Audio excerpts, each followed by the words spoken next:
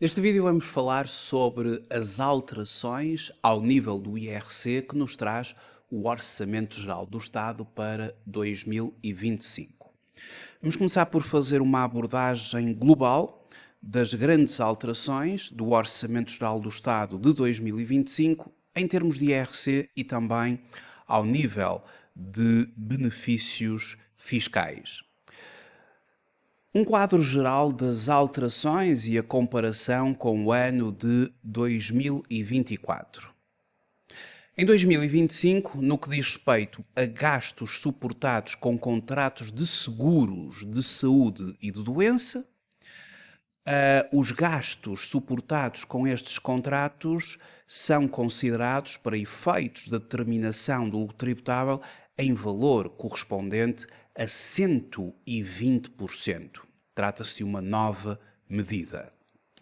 Uma outra alteração está relacionada com a taxa de IRC.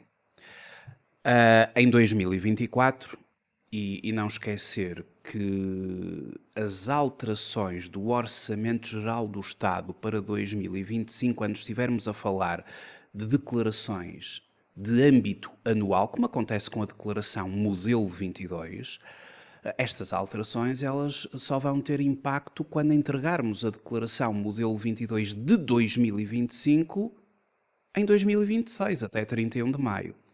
Porque a declaração Modelo 22 de 2024, que será entregue até 31 de maio de 2025, ainda, obviamente, contempla, como é lógico, o Orçamento Geral do Estado de 2024. Ora, relativamente às taxas de IRC, estamos agora no código do IRC, a taxa que está consagrada no artigo 87 e de acordo com as regras ainda de 2024, quando se entregar a declaração em 2025, para as empresas aplica-se uma taxa de 21%. Aquelas que se forem classificadas no âmbito do Decreto-Lei 372/2007, 6 de novembro, como pequenas e médias empresas, ou a chamada pequena, média ou a empresa de pequena e média capitalização, a denominada Small Mid Cap, estas entidades, até aos 50 mil euros, até aos primeiros 50 mil euros de matéria coletável, aplica-se uma taxa de 17%. E acima de 50 mil euros de matéria coletável, 21%. Claro que se não estiver enquadrado aqui no número 2, sobre toda a matéria coletável aplica-se 21%, nomeadamente às grandes empresas. E aqui há uma alteração. E a alteração está relacionada com a redução das taxas. A taxa reduzida para as pequenas e médias empresas e para as small mid cap passa dos 17% para os 16%. 16% para os primeiros 50 mil euros de matéria coletável. E aquela taxa de 21% passa para 20%. Portanto, há uma redução de um ponto percentual nas taxas de IRC. Não esquecer que 16% e 20% é para os rendimentos de 2025, só vamos entregar a declaração em 2026. A declaração que se vai enviar em 2025 relativamente a 2024 mantém-se os 21% e os 17% aos 50 mil euros iniciais de matéria coletável para pequenas e médias empresas e small mid cap. Mas já agora vamos só fazer aqui uma revisão. O que é considerado uma pequena e média entidade e o que é uma small mid cap na base do Decreto-Lei 372/2007. Bom, na base deste decreto e o artigo 2º do anexo ao respectivo diploma, A categoria de média empresa é constituída por empresas que empregam menos de 250 pessoas e cujo volume de negócios anual não excede 50 milhões de euros, ou cujo balanço total anual não excede 43 milhões de euros. Aqui nós temos que jogar com duas situações: número de pessoas e volume de negócios, ou número de pessoas e balanço.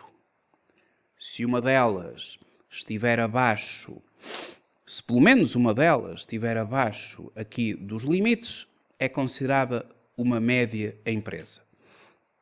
A categoria de pequena empresa é constituída por empresas que empregam menos de 50 pessoas e cujo volume de negócios anual não excede 10 milhões de euros, ou empregam menos de 50 pessoas e o balanço anual não excede 10 milhões de euros. Mais uma vez, jogar número de pessoas e volume de negócios, ou então número de pessoas e balanço. E bastará que uma destas possibilidades esteja aquém do estabelecido aqui para que sejamos assim qualificados como média, pequena ou microempresa. E o que é uma microempresa? É constituída por empresas que empregam menos de 10 pessoas e cujo volume de negócios anual não excede 2 milhões de euros, ou cujo balanço anual não excede 2 milhões de euros. Portanto, trabalhadores e volume de negócios, ou trabalhadores e balanço. E, portanto, se assim forem os nossos patamares, somos considerados uma pequena, ou uma média, ou uma microentidade, e usufruímos até aos primeiros 50 mil euros de matéria coletável, 17%, 16% será a nova taxa, e o excedente, 21%, 20% será a nova taxa. Claro que, para além disto, também podem usufruir as small mid cap. E o que é também aqui no enquadramento aqui do Decreto-Lei 372 de 2007, 6 de novembro, de acordo com o citado artigo, uma empresa é considerada de pequena, média capitalização quando emprega menos de 500 pessoas. E para efeitos de qualificação como uma empresa de pequena, média capitalização, as empresas devem ser consideradas como sendo autónomas, nos termos de número 1 do artigo 3º do anexo ao referido decreto-lei, independentemente das relações estabelecidas com outras empresas através de detenções de capital ou direitos de voto. Bom, isto só para explicar o universo ou o âmbito ao qual se aplica a redução da taxa. Bom, depois temos alterações ao nível das tributações autónomas relativamente a viaturas ligeiras de passageiros e às viaturas de tipologia N1, que são viaturas de mercadorias com determinado tipo de requisitos, aos quais, com determinado tipo de características, aos quais se aplica tributação autónoma nos seus encargos. Aqui há um conjunto de alterações às tributações autónomas relativamente a viaturas, tem a ver com a subida dos limites em termos de valor de aquisição. Quanto a esta situação, eu já vou falar dela de uma forma mais detalhada.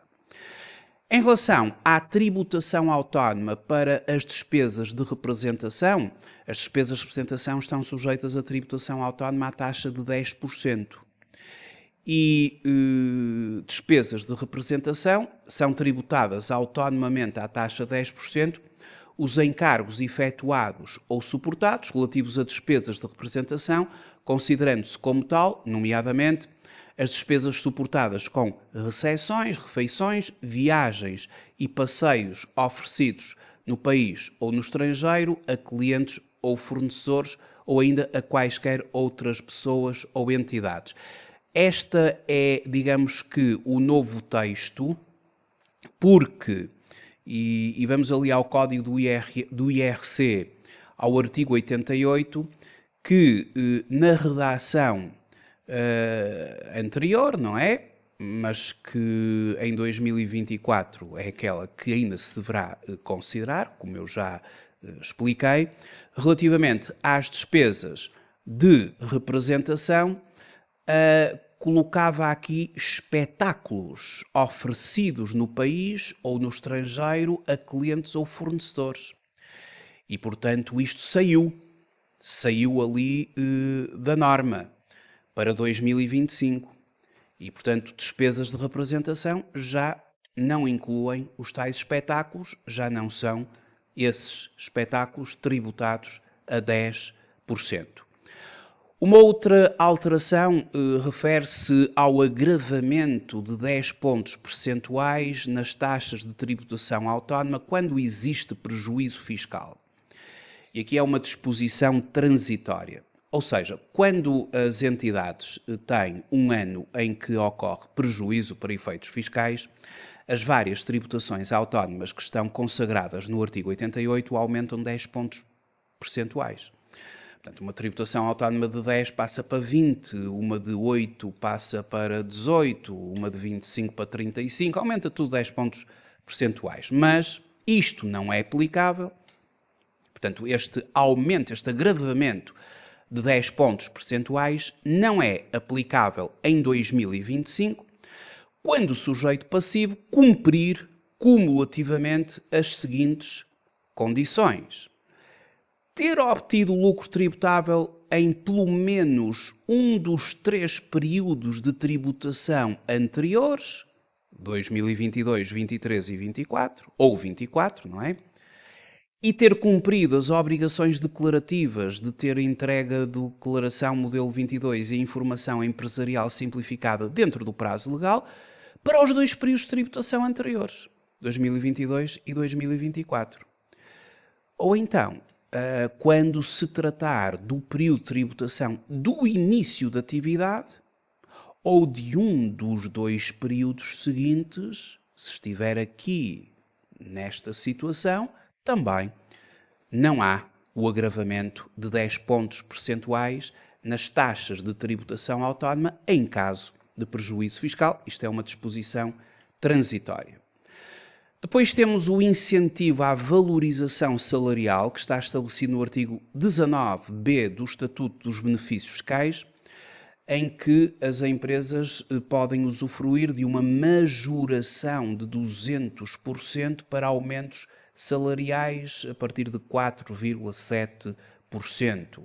Em 2024 havia uma majoração de 150% para aumentos de 5%.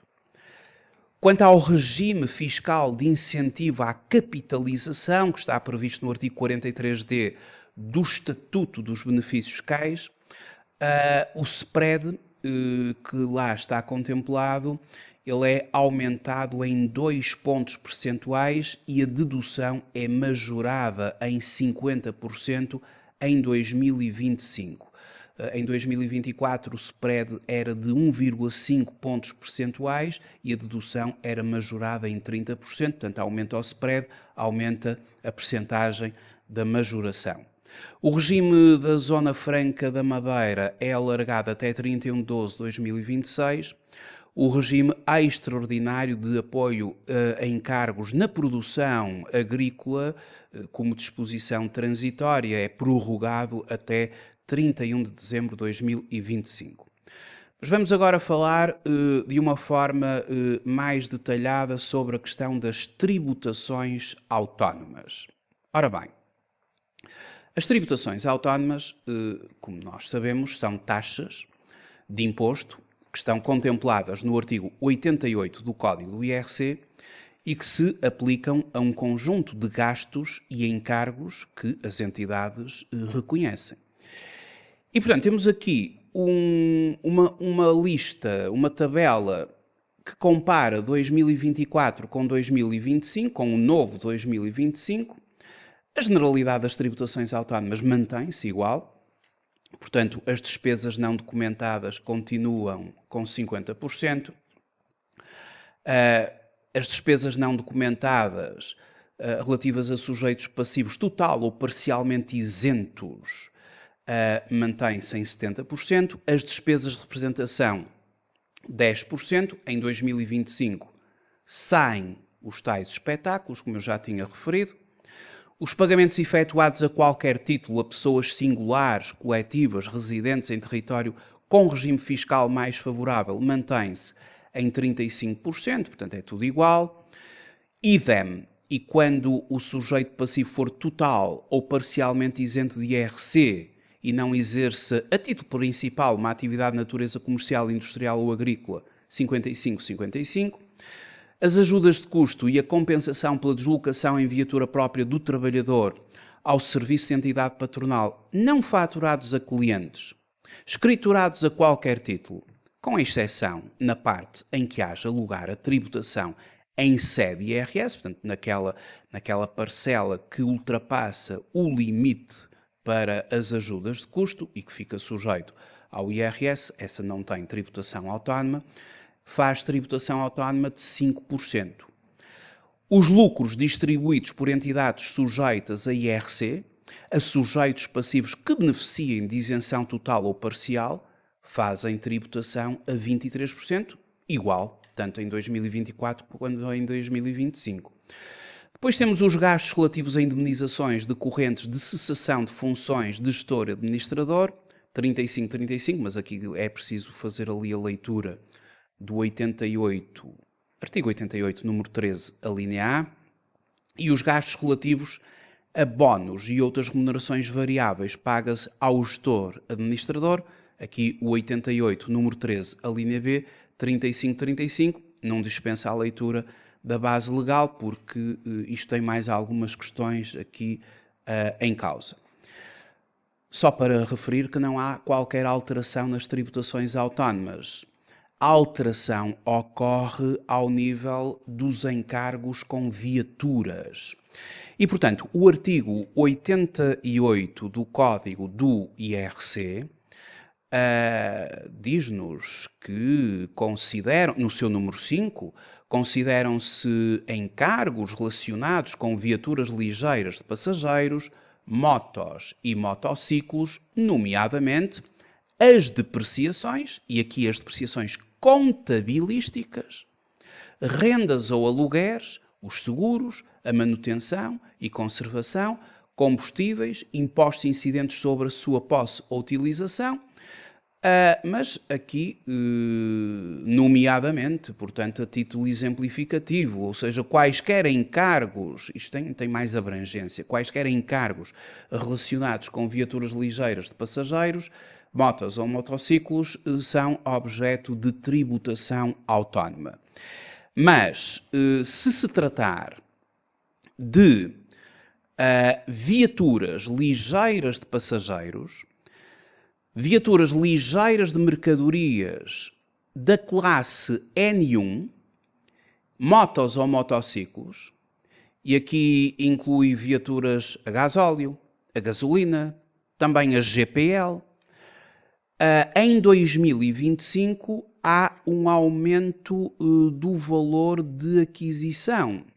Portanto, comparando com 2024, onde nós tínhamos o custo de aquisição até 27.500, entre 27.500 e 35.000, acima de 35.000, e taxas de 8,5, 25,5, 32,5, portanto, há um aumento aqui do limite do custo de aquisição em 10.000 euros. Isto também tinha ocorrido na parte do IRS, nas tributações autónomas para os da categoria B com contabilidade organizada. E, portanto, com limites distintos, lembram-se, não é? De 20.000 passou para 30.000. Aqui temos, agora em 2025, viaturas assim tipificadas, custo de aquisição abaixo de 37.500 euros, 8% de tributação autónoma, era 8,5%, quer dizer, 2024 temos que utilizar as taxas de 2024. Não esquecer isto. Quando se entregar a declaração modelo 22 em 2025, até 31 de maio de 2025, ainda estão em vigor as regras de 2024. Estas regras de 2025 aplicam-se aos rendimentos de 2025, os quais serão aos rendimentos e aos gastos, logicamente, e, portanto, esses resultados são apresentados na Declaração Modelo 22, entregue até 31 de maio de 2026. Atenção aqui à aplicação dos orçamentos. O custo de aquisição entre 37.500 e 45.000, 25%, era 25,5%, e o custo de aquisição superior a 45.000 euros, maior ou igual, 32%, era 32,5%, mas para custo de aquisição inferior. Portanto, aqui é um aumento dos custos de aquisição, o que de facto permite alguma economia fiscal, porque até 37.500 euros eu pago 8%, quando no ano anterior, até 27.500, pagava 8,5%. Portanto, há aqui um aumento de 10.000 euros nos vários limites. Depois temos as viaturas híbridas plug-in, que têm uma autonomia superior ou igual a 50 km e com emissões inferiores a 50 gramas de dióxido de carbono por cada quilómetro percorrido. E também as viaturas a GNV, gás natural veicular, com custo de aquisição abaixo de 37.500 euros, pagam 2,5% de tributação autónoma sobre os encargos. Entre 37.500 a 45.000, 7,5%. E o custo de aquisição superior a 45.000, 15%. Vejamos para o ano 2024, por comparação, não é? Temos então os tais 27.500, 35%, portanto, os limites 2,5%, 7,5%, 15%. Portanto, há aumento de limite. As taxas mantêm-se exatamente as mesmas, portanto aqui só o limite é que é elevado em 10.000 euros. Os veículos elétricos, se elétricos 100%, a eletricidade 100%, se o custo de aquisição for superior a 62.500 euros, todos os encargos com eles relacionados pagam 10%, isso mantém-se tanto em 2024 como no Orçamento Geral do Estado para 2025. Estas são as alterações nas tributações autónomas. Ou seja, portanto, temos aqui, e só para dar ali uma visualização geral do quadro, temos assim as tributações autónomas, o custo de aquisição das viaturas a ser, no fundo, atualizado em mais 10.000 euros e alguma diminuição de 0,5 pontos percentuais para as viaturas ligeiras de passageiros e as de tipologia classe N1, portanto, tem ali uma ligeira redução da taxa de tributação autónoma. Bom, isto relativamente às tributações autónomas. E ao nível do estatuto dos benefícios fiscais, e para concluir, o incentivo à valorização salarial, eu já falei sobre isto, porque isto também tem a ver com IRC, mas só para fazer aqui a síntese do que altera ao nível do EBF, que é o Estatuto dos Benefícios Fiscais. Quanto ao incentivo à valorização salarial, previsto no artigo 19b do Estatuto, a majoração agora é de 200% para aumentos salariais de 4,7%, ou a partir dessa percentagem. Aplica-se a trabalhadores abrangidos pelo instrumento de regulamentação coletiva de trabalho celebrado, atualizado há menos de 3 anos. O limite de encargos elegíveis é de 5 vezes a remuneração mínima mensal garantida. Anteriormente, em 2024, a majoração era de 150% para aumentos de 5% e tinha condições mais restritivas de aplicação. Já referi que o regime da Zona Franca da Madeira é alargado a 31 de dezembro de 2026.